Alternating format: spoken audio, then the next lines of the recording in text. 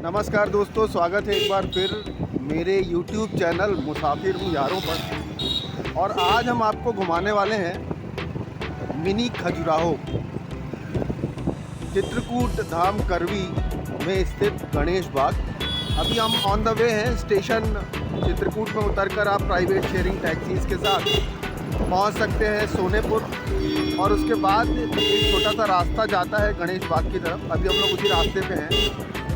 मेरे वीडियो के साथ आखिरी तक जुड़े रहिएगा और ऐसे ही खूबसूरत प्लेसेस को एक्सप्लोर करने के लिए चैनल को सब्सक्राइब करना बिल्कुल मत भूलिए। तो चलिए देखते हैं मिनी खजुराहो, जिसे जाना जाता है गणेश बाग के नाम से।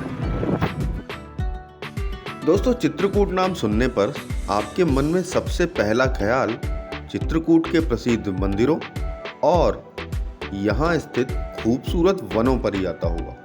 यह होना लाजमी भी है, क्योंकि हमारे पौराणिक कथाओं में कई बार इस स्थान का उल्लेख किया गया है। लेकिन आपको यहाँ सिर्फ धार्मिक ही नहीं बल्कि ऐतिहासिक कहानियाँ, स्थल भी मिलेंगे जिनके बारे में अधिकतर लोग नहीं जानते।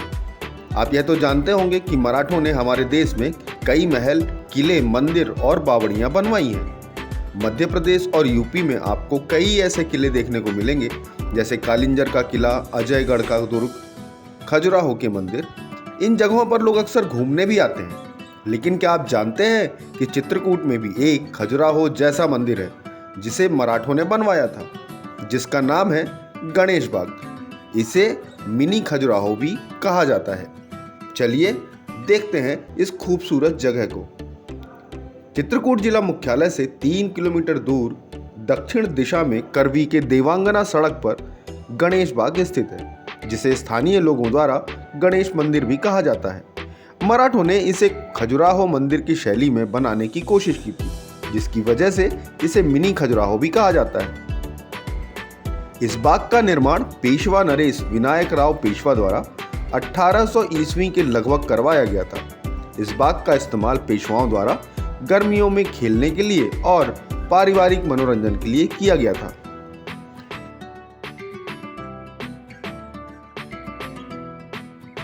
इस मंदिर में खजुराहो शैली पर आधारित काम और कला का सुंदर रूप से चित्रण किया गया है। पेशवा विनायक राव ने गणेश बाग के साथ पुरानी कोतवाली, गोल तालाब, नारायण बाग भी बनवाया था।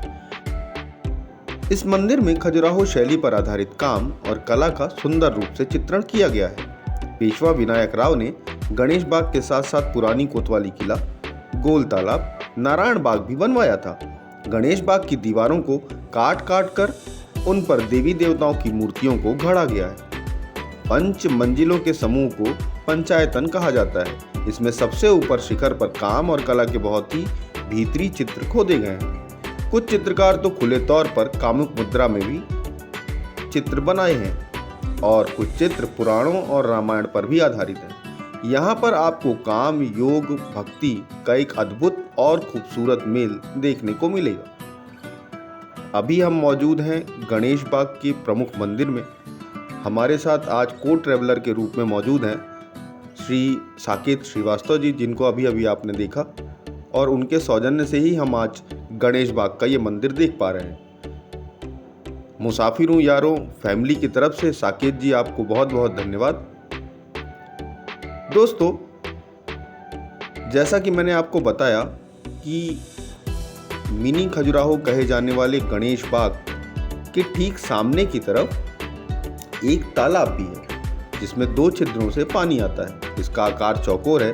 कहते हैं कि करवी पेशवा कालीन राजमहल से गणेश बाग तक आने का एक गुप्त रास्ता भी है, जो पेशवाओं के पारिवारिक सदस्यों के आने जाने के लिए प्रयोग किया जाता था। यही नहीं, इसी के आसपास पेशवाओं के आवास भी बने हैं, जो लगभग खंडहर हो चुके हैं, लेकिन उनकी बनावट आज भी लोगों को अपनी ओर आकर्षित कर सकती। हम लोग जब यहाँ कॉलेज में पढ़ते थे तब कई बार इस जगह को घूमने आते थे, और तब बहुत सी सीढ़ियाँ और दरवाजे खुले हुए थे। अभी इस समय मैं आपको दिखा रहा हूँ ठीक सामने का तालाब, जिसके बारे में मैंने आपको पहले ही बताया। इस मंदिर के ऊपरी तल पर भी जाया जा सकता है, पर बहुत सी सीढ़ियाँ, दरवाजे बंद हो गए, जैसा मैंने आपको शेयर किया, और इस वजह से ऊपर का व्यू मैं आपको नहीं दिखा पाया। इसके लिए मैं आपसे क्षमा चाहता हूँ। बैठने के लिए इस तालाब के ठीक साइड पर 2 अलग अलग बुर्ज बने हुए थे, जिससे बैठकर तत्कालीन शासक या राजा या पेशवा इस तालाब में होने वाली अन्य गतिविधियों को देखते थे या आनंद उठाते थे। अभी मैं आपको दिखा रहा हूँ एक बहुत ही शानदार व्यू, जिसमें आप पूरे मंदिर प्रांगण को सूरज के ढलने के साथ देख सकते हैं। ये ऊपर जो सीढ़ियाँ आप देख रहे हैं, इन सारे कमरों में ऊपर जाया जा सकता था और ऊपर की तरफ एक गणेश जी का विग्रह भी मौजूद था, जिसके दर्शन किए जाते थे। सीढ़ीज़ यहाँ अभी बंद कर दिए गए हैं रास्ते, शायद क्योंकि बहुत पुरानी इमारत है और जर्जर होने की वजह से अब ऊपर जाना इनका दर्शकों का अलाउड नहीं है और इस समय बंद है ये रास्ता। कई तरह के और भी कंस्ट्रक्शन इस समय चल रहे हैं यहाँ पर, जैसा कि प्रदेश सरकार पर्यटन की चीज़ों को बढ़ावा दे रही है, इस वजह से कई तरह के अनेक रिनोवेशन के भी कार्य यहाँ चल रहे हैं। और अभी बहुत ढेर सारे पर्यटक जो चित्रकूट घूमने आते हैं जानने लगे हैं कि गणेश बाग करके एक जगह है जिसे मिनी खजुराहो कहा जाता है, तो वो भी इस जगह पर आते हैं और इस खूबसूरत ऐतिहासिक महत्व के स्थल को देखने के बाद उनको भी अच्छा लगता है। चलिए आनंद लीजिए आज के इस वीडियो का।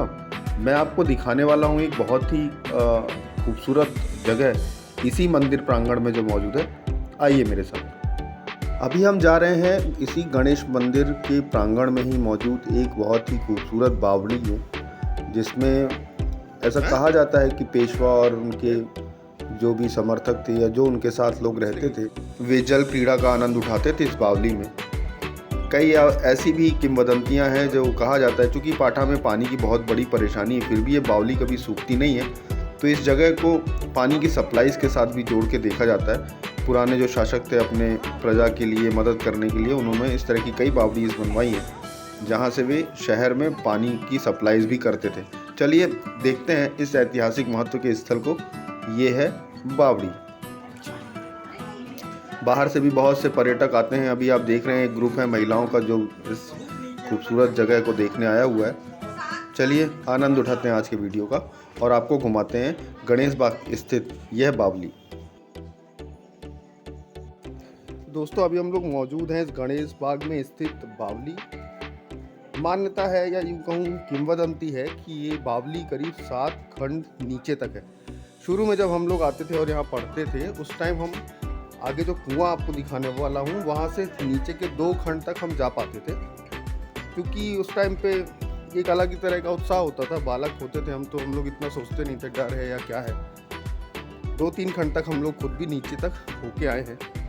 अब काफ़ी कुछ बंद है और आप देख पा रहे होंगे खंडहर के तौर पे आपको ये इमारत दिख रही होगी।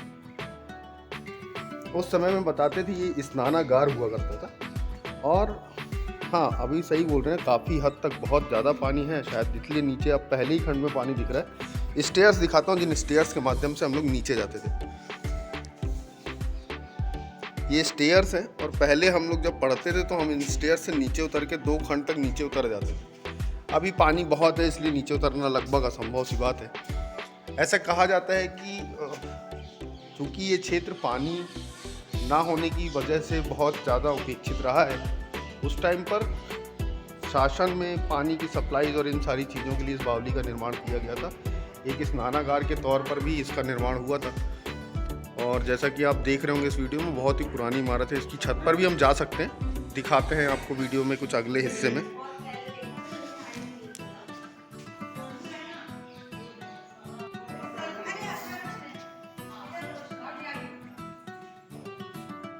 इन स्टेयर्स के माध्यम से आप इस बावली के प्रमुख जो कुआं था उसके ऊपरी तल पर पहुंच सकते हैं, जहां से इस पूरी बावली को आप देख सकते हैं। यहां से एक अलग ही व्यू देखने का मिलता है गणेश बाग। तो इस जगह से आप इस बावली को पूरी तरीके से देख सकते हैं और इस पूरे क्षेत्र को देख सकते हैं। कई और भी पर्यटक हैं जो यहाँ घूमने आते हैं। पास में आपको दिख रही हैं यहाँ की पहाड़ियाँ। और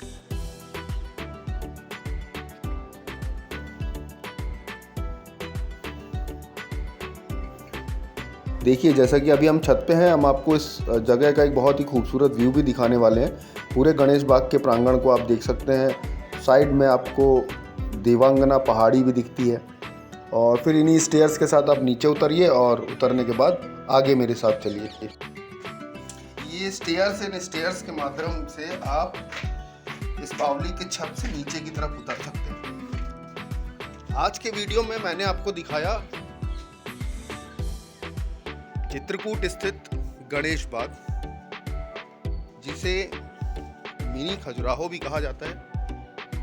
बहुत सा हिस्सा इसका भ्रंश हो चुका है। ऑब्वियस सी बात है, करीब 700-800 साल पुरानी इमारत है और वो भी आज इतनी मजबूती से खड़ी है। ये ईंटें अगर आप देखें या ये दीवारें अगर आप देखें, ये पिलर्स देखें, तो आपको अंदाज़ा होगा कि तब की वास्तुकला और आज कितना ज़मीन आसमान का अंतर है। छोटी छोटी खिड़कियाँ बनी हुई हैं और इस शानदार बावली में घूमने के बाद हम कहने वाले हैं आपको अलविदा। मिलेंगे फिर किसी वीडियो में अगली किसी जगह। तब तक अपना ख्याल रखिए, खुश रहिए। बहुत बहुत धन्यवाद। कैसा लगा आज का वीडियो कमेंट सेक्शन में बताइएगा ज़रूर।